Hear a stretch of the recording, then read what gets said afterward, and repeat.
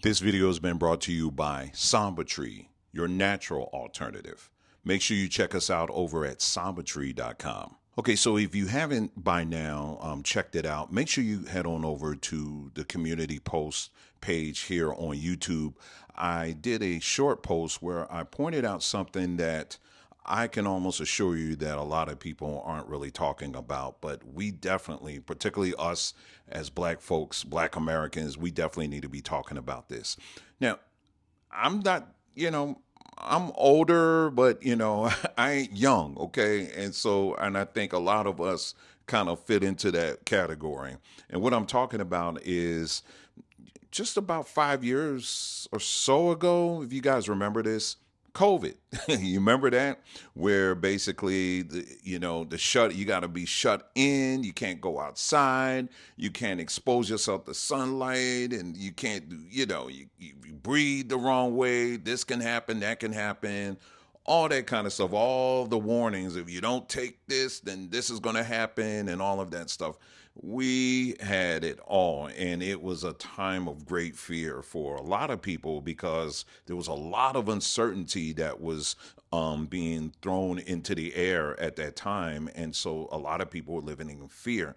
I know many of you remember where you would always hear people saying, stay safe, and that I never got used to that, because when I would hear people saying that, first of all, that was not how would you say, a greeting, or I don't know what the opposite of greeting was, but when someone's leaving, that wasn't something typically people used to say until COVID came. And I still hear people saying that sometime. And basically what that tells me is that it was people living in fear. We remember all the scenes of people in masks. I mean, it would be hot as I don't know what outside, and you will have people in their cars with the windows up, fully masked, and got those gloves, those plastic gloves you use, when you're washing your dishes and all of that. We've all seen some really crazy stuff then because people were living in fear. But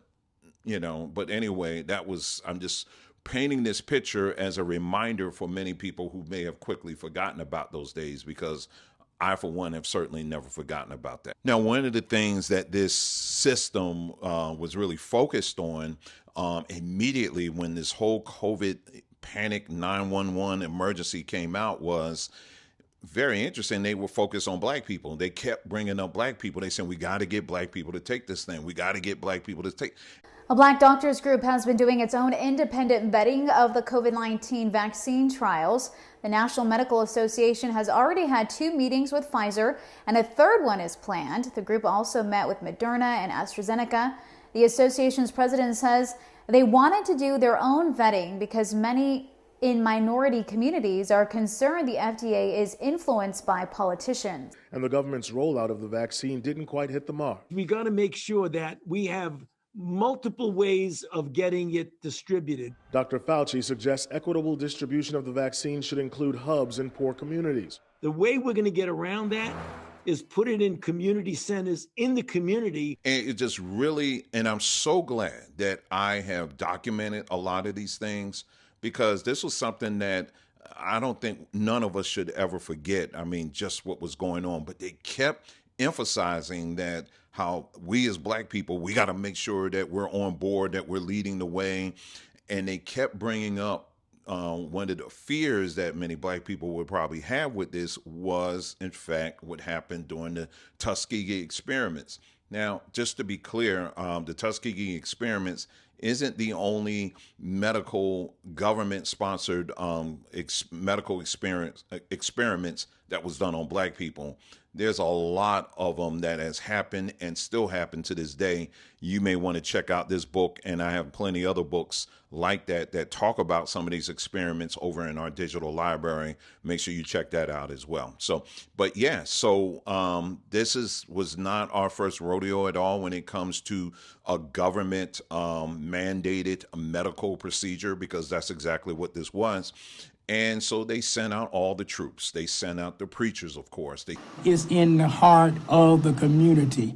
and is in the heart of the African American communities. In a historic partnership between the AME Church in South Carolina and Walgreens, vaccine clinics will start to pop up in communities who need them most. We have 500 vaccinations, and we want to put all 500 shots in the arms of the population who deserves and who need to have this vaccine. And I'm happen to be one of those people who believe God created science. God created the scientists. God has gifted us with the medicine. God has gifted us with the learning to get. So I just look at the vaccine, getting to the point of finding the vaccine for me was like, this is a gift from God. God is so big and so huge and so loving that God has invested in the hearts and minds of doctors, nurses, scientists, biologists, and those gifts that they bring to us through science, that is a direct gift of God, and that is healing. Oftentimes, God heals us miraculously, but God does a lot more healing through medicine. We have been praying that God would give us a means to keep us covered and protected, and I believe the vaccine is that means. The scripture tells us that faith without works is dead. You have to put some action behind it. Taking the vaccine is an action that you need to take to put behind the faith that you have. I think my faith and confidence in the Lord and His abilities to work through divinely appointed scientists and medical professionals kind of catapulted me and gave me the confidence to go ahead and go through with it. Send out the actors and the actresses and the musicians and the entertainers and the comedians, and they sent out all of these people to basically to convince us, and using all this vernacular, all these different terminologies like, grandmama, big mama, they kept bringing that up. I don't know who, outside of a Tyler Perry movie, I've never heard anybody refer to their mother as big mama. I've never... I don't know. Maybe you have. I've never heard that. Or Pookie and all that stuff. They kept bringing that up over and over again. And I'm listening to all this stuff, and I was like, wow, they are so desperate to get us to take this thing. All right, well, fast forward. You had a lot of people who did. Of course, you had the preachers as well, who use all kind of scriptures in the Bible to convince us that, this is something, even if Jesus was here, he would be rolling up his sleeves as well. Never mind the fact that I thought he made the lame walk and the blind. Anyway, so I don't know. Maybe that he was an exception to that. I don't know. But anyway, they were out in full force to get us to take this thing. Okay, well, fast forward a little bit. There was a significant amount of black individuals who did take this. I mean, along with everybody else. But we're focusing on black folks in this video, okay? And one of the people that they really rolled out, and they absolutely needed to, were black doctors. Doctors that look like me, doctors that look like many of you, in their white coats and all of that. And they had these big sit-downs where they talked about how a bunch of black doctors, they got together to look over the technicals of this vaccine and to see, is this something that meets our standard? The National Medical Association has already had 2 meetings with Pfizer, and a third one is planned. The group also met with Moderna and AstraZeneca. The association's president says they wanted to do their own vetting because many in minority communities are concerned the FDA is influenced by politicians. They're already suffering more than other communities, and we would hate to see that suffering gap widen because members of our community did not elect to receive a vaccine that could have prevented kidney disease, prevented lung damage from COVID-19. The association's president says since they've been having those meetings with the vaccine makers for a while, he's hopeful they'll agree with the decision the FDA makes. They presented this image as if they were going to be the stopgap or the what you call it, the gatekeepers, if you will. We're not going to allow you to bring this into our community unless it passes through our desk or something like that.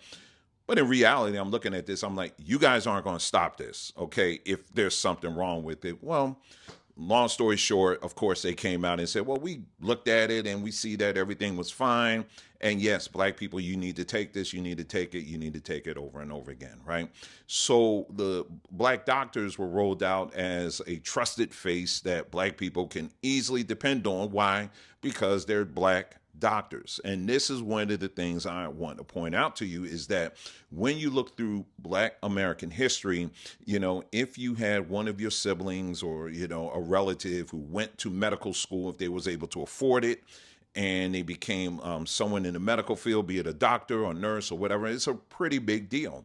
And it speaks of a lot of things because, in black American history, we're always people who want to help and want to bring comfort and things like that. That's just embedded in our history. And so fitting into the mold of being a nurse or a doctor or someone in the medical field, this is why even till to this day, you see a lot of black people who make up a good portion of people within the medical field. But, once you get to the doctors and all that, that's where it thins out a little bit. But anyway, but we're made to believe, so when we would see one of our own become doctors, it's something that, oh, that's my baby. That is my baby. He has become a doctor. She has finally become a doctor. It's our first doctor in our family. I'm just so proud of it. And let me tell you something. I'm not mocking you, Mama. I'm not mocking you, Grandpa. I'm not mocking you, Auntie, cousin. I'm not mocking any of you for that, because for anybody to go through all of that and to get a degree and become a doctor, that is a lot. And that is something that should be applauded and appreciated, right? So we're not mocking that at all. That's a huge milestone when you look at when you're looking at the history within black culture, because we didn't have a whole line of black people that were becoming doctors because of a myriad of factors. But it is something to be proud of. But anyway, but here's the thing. Once these black doctors, these black people who become doctors, are we actually, as the general public, are we getting like the inside track? Like they're like, yo, man, listen, I'm here now that I'm on the inside. This is what they're really trying to do. They really trying to do this to you. You may not want to take that. Man, these pills here, nah, don't take those, because see, they can. In most cases, I will tell you right now, that is not the case at all. So in other words, if you were to go to a town, on one side of the street, you have a black medical facility, a black doctor's office. And on the other side, you have a white man who is same thing. He's a doctor and he has his own medical practice. More often than not, regardless on which side of the street that you're going to go to, if you're dealing with something like high blood pressure or diabetes, it doesn't matter. More often than not, they're both going to give you the same medication, the same prescription drugs. They're going to give you the same thing. Why? Because ultimately, most doctors are really employed, or I would say in economic servitude to the pharmaceutical companies. That's just a fact, y'all. I mean, I wish I could say something different, but at the end of the day, that is pretty much the fact. So it really doesn't matter if these people are black, white, Asian, whatever. It doesn't matter. More often than not, they are going to recommend the same pharmaceuticals that everybody else recommends. So it begs the question, how is it beneficial to us as black Americans to have somebody that looks like us as a doctor? Again, I'm not saying that black people shouldn't become doctors. Please, that is not what I'm saying. But what I'm saying is this, is that if the system itself is going to remain the same and the representatives of the system are going to be talking from the same script, then how are we benefiting? Because the problem that we've been having from day one has been what? The system. The system is what we've been having problems with, right? So if you have somebody that is, again, a representative of the system, they're going to make sure that they protect the interests of the system. You understand? If the system has projected sales goals on certain pharmaceuticals and all that, well, guess who the representatives, or what the representatives of the system, guess what they're going to push? Well, whatever it is that needs to be pushed, right?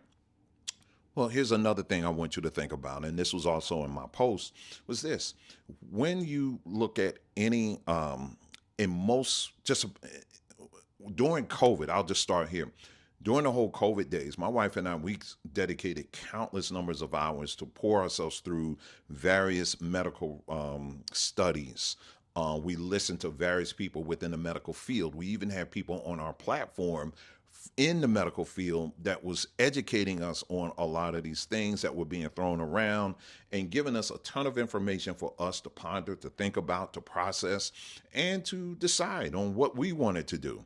And we just laid all that information out for you so that you can decide. You know, that was ultimately up to you on what you wanted to do. So anyway, so I just pointed out all of these black doctors that came out in force to promote and to basically persuade black people to take this thing, right? Now, it's been about 5 years now.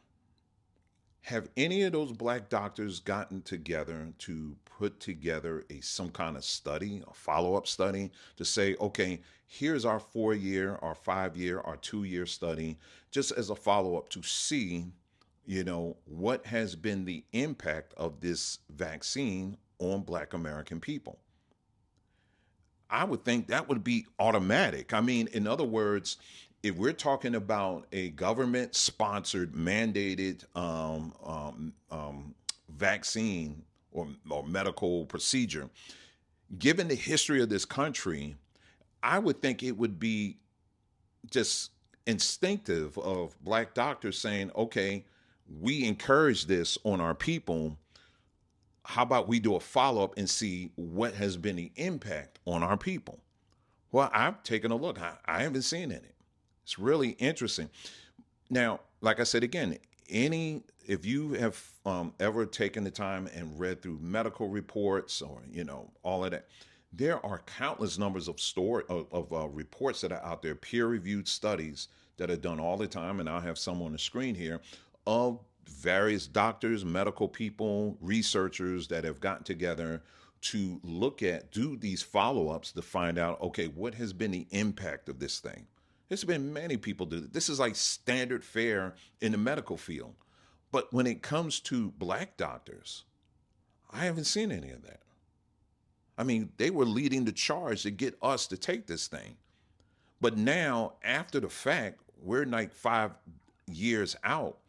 Why is it that these same medical professionals have not followed up and done an intensive study to show, okay, what has been the benefit?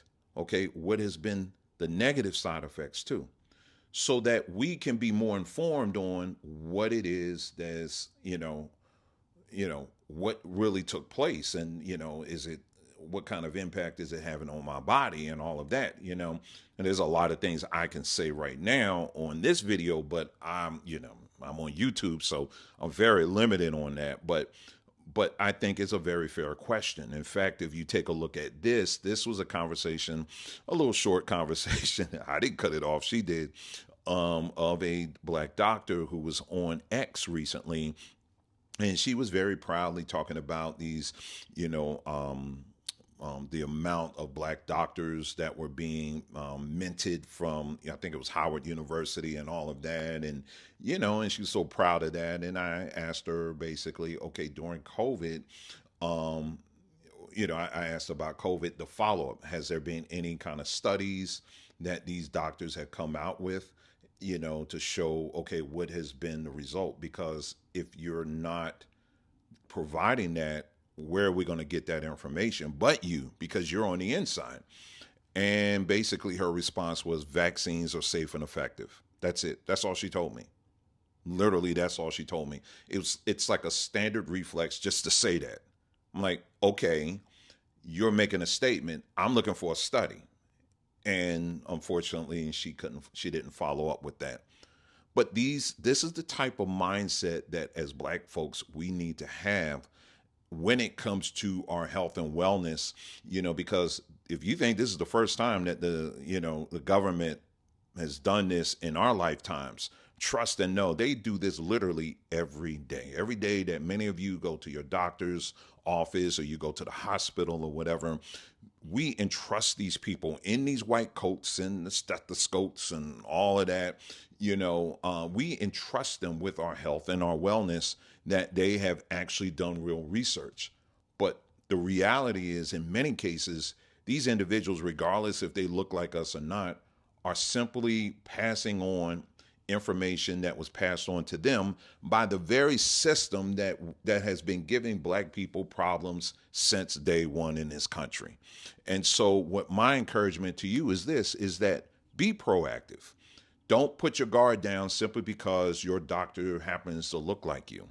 Now, I'm not saying that all black doctors are evil and got ulterior motives and all that kind of stuff, but there is this truth, and that is that I believe there was Blue Cross, and I'll put that on the screen too, that many of these doctors were being compensated for the amount of people that they were bringing into their office to take the vaccine. What is the truth? Because I hear back and forth. I mean, do pediatricians get incentivized with percent vaccination of their... Yes. Dr. Paul Thomas has done a very good video on that, and many other pediatricians have followed. Maybe Dr. Hooker could answer better on that. Yeah, they're typically incentivized directly by HMOs. HMOs buy and sell vaccines, so vaccines are big businesses for HMOs. But the incentivization is usually anywhere from $200 to $600 per fully vaccinated patient, as long as their vaccines, a certain percentage of their practice is fully vaccinated. So some pediatricians can make upwards to $1 million or more a year just in those incentives. I've also heard stories of pediatricians basically firing patients because they won't get vaccinated, because that is correct. We hear that story over and over again. And also the lies that the pediatrician tell us that our baby will die if we don't get vitamin K at birth. The baby will bleed out before it gets to the car. And these stories, if you don't get the HPV vaccine, then you will die of cancer. These parents have told us these stories, and they're the same over and over again. How can they get away with lying like that to us, the parents? To us about this. Yeah, I mean, I think the official number is 1.2 million, but Secretary Kennedy's right. I don't really know the actual number because, it's just a lot of data issues, but I'll just give you one that's like really concrete. If in order to be diagnosed with COVID, it was possible to have a prior test that happened maybe even before you entered the hospital, and you entered the hospital for something else, and then you were still counted as a COVID case. And you're absolutely right also that we paid hospitals tens of thousands of dollars per COVID patient. So they had very strong incentives to diagnose and find COVID. The Black Doctors COVID-19 Consortium is now getting several $1 million in federal funding. The Black Doctors COVID-19 Consortium is now getting several $1 million in federal funding. But it comes at a time when the fight over keeping money flowing to fight the pandemic could raise new challenges and new costs. NBC 10's Lauren Make joins us now with what this means for the consortium and its patients. Tell us more. Well, Tracy, the Black Doctors COVID-19 Consortium has been there throughout the pandemic and today was accepting some money that has already been approved and signed by the president. But there is other COVID money that is stalled. And I asked Dr. Stanford about the impact of that here in Philadelphia. Inside the center that Dr. Ayla Stanford spearheaded to bring health care directly to the community cheers for some federal money that will help keep it going. So there was an economic benefit to get as many people as possible for them into their offices so that they can, get these people vaccinated and then they can get compensated for it. So there was a economic tie to that. It wasn't so much we're trying to keep people safe. It was also an economic tie to that. And it's not just white doctors, it were black doctors who were tied to that as well. So again, so you have to take that in consideration. So what I'm saying, the whole point of this video is this, is that, again, don't ever let your guard down. When you're interacting with your, the people that you go to for your medical health and wellness issues and all of that. I would say even in the natural health and wellness field as well, same thing. It's on you to do your own research. It's on you to ask questions. It's really ultimately on you. And something I always say, and that those who follow this platform, you've heard me say it many times, you are your primary physician, okay? You are it. Your primary physician shouldn't be someone that is assigned to you by an industry whose whole purpose is to make money off of you and keep you sick. Okay, that is not how you should be thinking. You are your primary physician, and the research needs to begin with you. Never let your guard down when you're, like I said again, and it's my second or third time saying this, when you are dealing with medical professionals, even the ones that look like us. We should be, again, black doctors. I know of some personally too, and I know the amount of education it takes to be one, and the commitment, and the tens of thousands of dollars, and all of that. It's a lot, and so to be able to get to a place where you can have your own practice and you can do, it is an accomplishment. But we can't just stop there. You know what I'm saying? We have to ask the harder questions and say, wait a minute, are you ultimately just simply repeating what these other people are telling you to say to me? Or have you really done the research? Are you really looking at the side effects of these things? You know what I mean? Are these side effects something I should be very concerned about? Are there natural solutions? For us as black people, especially, natural solutions should be instinctive. It should be something that we automatically pivot to, because when you go back and you look at your ancestors, that's what they did. Before we had vaccines and pills and all that stuff, we had leaves, we had flowers, we had roots, we had sunlight, we had fresh air. There are many things we've had that seeds, many things that we used that kept us alive and healthy for a very long time. Even pharmacies, when you go back into pharmacies back in the day, pharmacies weren't filled with pills and all this other weird stuff that we see today. Pharmacies in the beginning, particularly of this nation, were filled with all kinds of natural herbs and, roots and all kind of things. But then you had the Rockefellers, they came in and they decided to change all of that. But I am challenging you as an individual to begin to dig deeper. You have to get out of this mindset that, oh, they look like me, so therefore they have my best interests at heart. Family, that's not the case at all. Many people are just simply driven by the dollar. And the same thing can be applied to even in politics. Just because someone looks like you doesn't mean they have your best interests at heart. I can also speak on the real estate as well. During the real estate bubble in the early 2000s, I had the opportunity to speak with this gentleman. He was the top loan officer in the United States. I actually did an interview with him. He was a guy that basically, anytime the Congress, when they had an oversight committee or whatever, he was one of the witnesses that they would call. I had an opportunity to interview this guy. And I asked him point blank, I said, because I brought up the whole issue of how a lot of black people were getting these loans, these high risky loans. And I asked him, I said, do you see a lot of black loan officers giving out these loans? And he said, yes. So again, and I had, my wife, she was on the inside. She had loan officers. She had people who were real estate agents who knew that these loans were risky, but they were scamming and everything else on black people. Because they knew, hey, listen, get them in the house so I can get my check. Family, this happens all the time. So what I'm asking you to do is to make sure you hold everybody to the same standard, especially when it comes to your health and your wellness. It is a doggone shame that these black doctors, medical people in this field, with all the history that we have not, to my knowledge, gotten together and done some type of follow-up research study on the impact of these vaccines that we were forced to take by a government that has a very long history on disliking black folks.